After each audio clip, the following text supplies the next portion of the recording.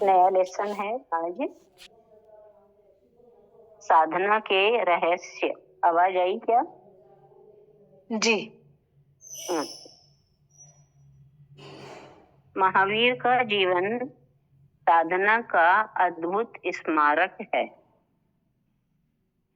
साधना के जो प्रतिमान महावीर ने अपने जीवन में जीकर स्थापित किए, उनकी मूल्यवता गुणवत्ता साधना के मार्ग पर हर राहगीर को मील के पत्थर के रूप में पथ दर्शाती है। महावीर ने केवल साधना के मूल्य ही नहीं स्थापित किए, वरन उनका जीवन ही साधना का पर्याय बन गया। महावीर ने जितेंद्रियता का वर्ण किया, साधना स्वयं गौरवान्वित हुई।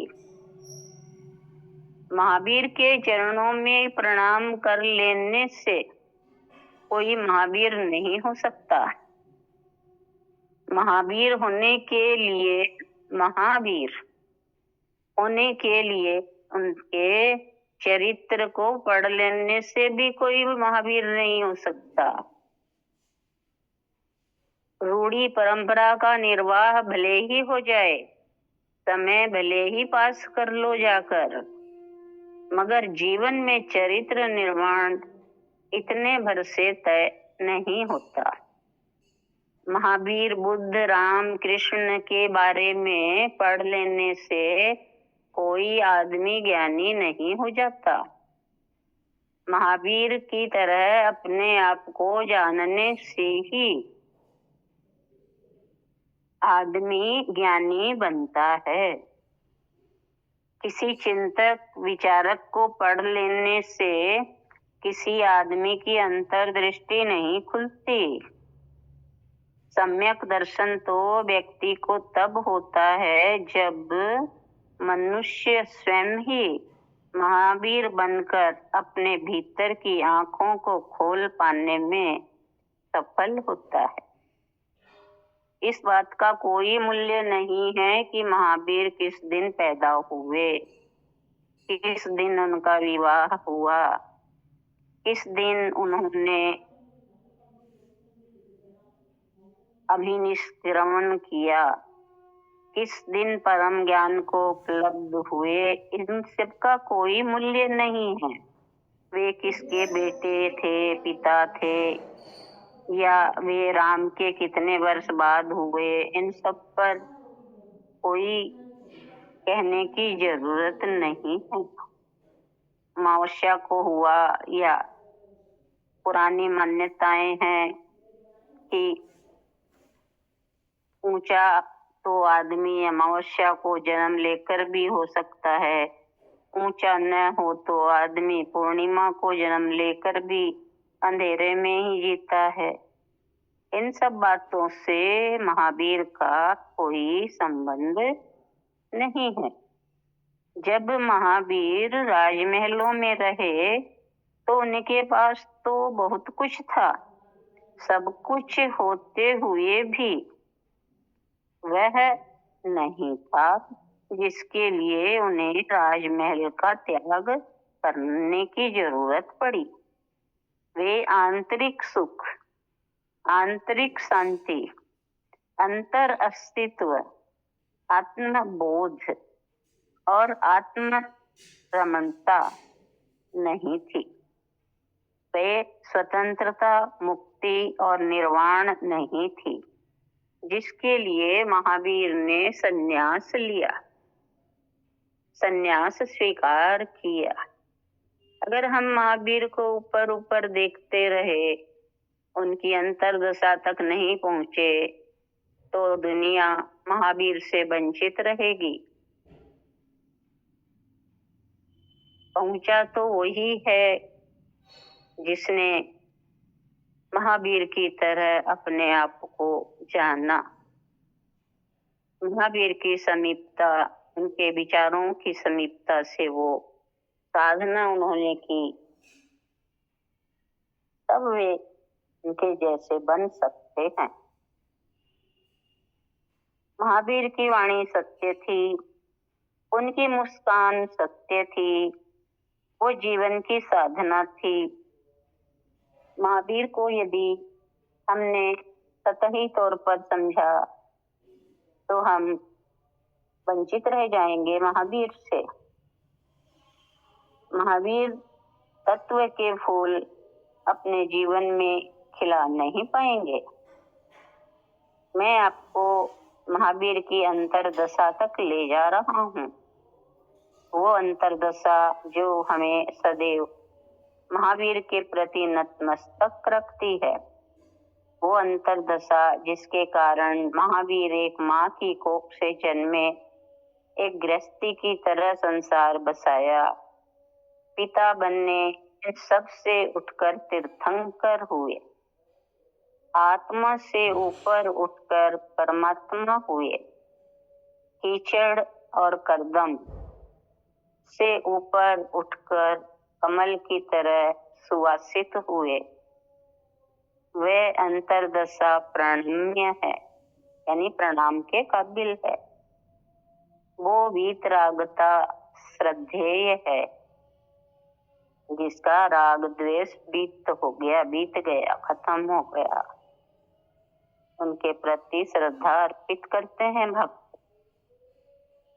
महावीर में ऐसा क्या है कि हम उन्हें भगवान और परमात्मा कहते हैं? क्या वह काया परमात्मा कहलाने के काबिल है?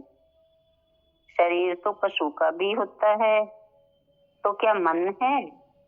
मनुष्य का मन तो राग और द्वेष से भरा रहता है।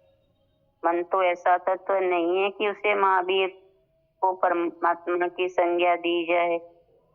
इस मन, वाणी और देह के पार मनुष्य को जो सत्ता उच्च है, जो चेतना है, जो अंतरदशा है, उसे हम महावीर की भगवत्ता की संज्ञा दे सकते हैं। मनुष्य महावीर की इन अंतरदशाओं को कहाँ समझ पाता है? इतिहास में एक संत हुए, अनाथी मुनि नाम था उनका, अनाथी मुनि। एक बार वे अपनी साधना में, अपनी अलमस्ती में बैठे थे कि तभी सम्राट श्रेणिक उनके पास पहुंचे। सम्राट ने देखा कि संत साधना में रमे हुए हैं। इतना सुडौल, इतना हष्ट-पुष्ट शरीर और इतनी कच्ची उम्र में ऐसी कड़ी साधना। श्रेणिक ने उस युवा संत से कहा, तुम्हारी आयु साधना के लायक नहीं है। तुम्हें संन्यास को ही, साधना को ही, निर्वाण और मोक्ष को ही उपलब्ध करना है। तो पहले संसार को तो जी लो। संन्यास लेने की उम्र तो आगे पड़ी है। सन्यासी ने कहा, मैंने संन्यास इसलिए लिया है क्योंकि मैं अनाथ हूँ। श्रेणिक चौंके। उन्होंने संत से कहा, यही कारण है तो मैं तुम्हारा नाथ बनने को तैयार हूँ। तुम मेरे राजमहल में रह लो, मैं तुम्हारी हर जरूरत पूरी करूँगा। संत मुस्कुराए और कहने लगे, सम्राट,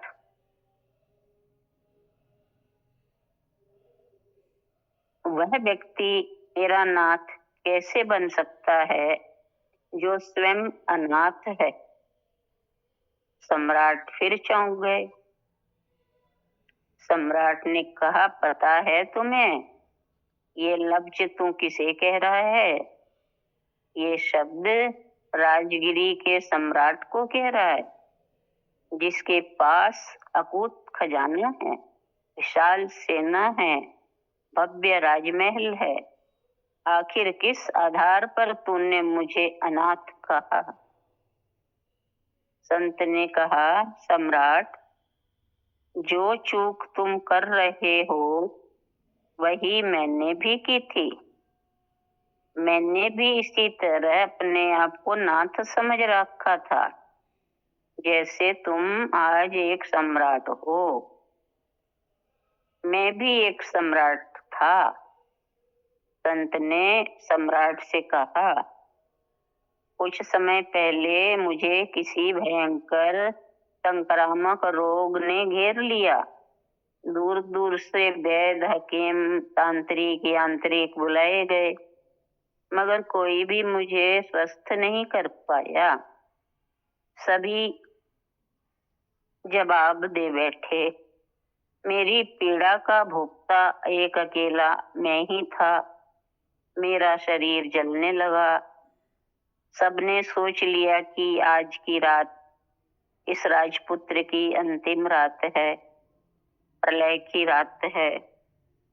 मैंने सोए सोए ही ये संकल्प कर लिया कि यह काया तो अब गिरने वाली है, मगर मृत्यु से पहले मैं इस काया के प्रति रहने वाले भाव का त्याग करता हूँ और ये संकल्प स्वीकार करता हूँ कि आने वाली कल की सुबह ही मैं अभी निष्क्रमण कर लूंगा, यानी संन्यास ले लूंगा। मैं प्रभु श्री महावीर के महापद को स्वीकार कर लूंगा। शरीर रहे या न रहे, पर यह आत्मा अब प्रभु के पथ का अनुगमन करेगी। सम्राट, मैं तुम्हें क्या बताऊं, तब चमत्कार घटित हुआ। अगली सुबह मैंने अपने शरीर में दुगनी ताकत महसूस की। मैं पूर्णतया स्वस्थ हो गया। मैंने जान लिया कि कोई किसी का नाथ नहीं है। वही व्यक्ति आज संत बनकर तुम्हारे सामने बैठा है। वही व्यक्ति आज संत बनकर तुम्हारे सामने बैठा हुआ है। बोलो सम्राट, क्या तुम मेरे मालिक, मेरे नाथ बनना स्वीकार करोगे? सम्राट संत के चरणों में गिर गया, माफी मांगी। प्रभु, मैं न तो संतर पीड़ा को समझ पाया और न ही आपकी मन स्थिति अंतरदशा को। ऊपर ऊपर ही यदि जीवनचर्या के सिद्धांत को देखते रहे तो महावीर जैसे महासाधक की पूजा करके भी जीवन में प्रकाश की कोई क्रांति घटित नहीं हो पाएगी। इसलिए चाहता हूँ कि हम महावीर की अंतर दशा को समझें, जानें, आत्मसात करें।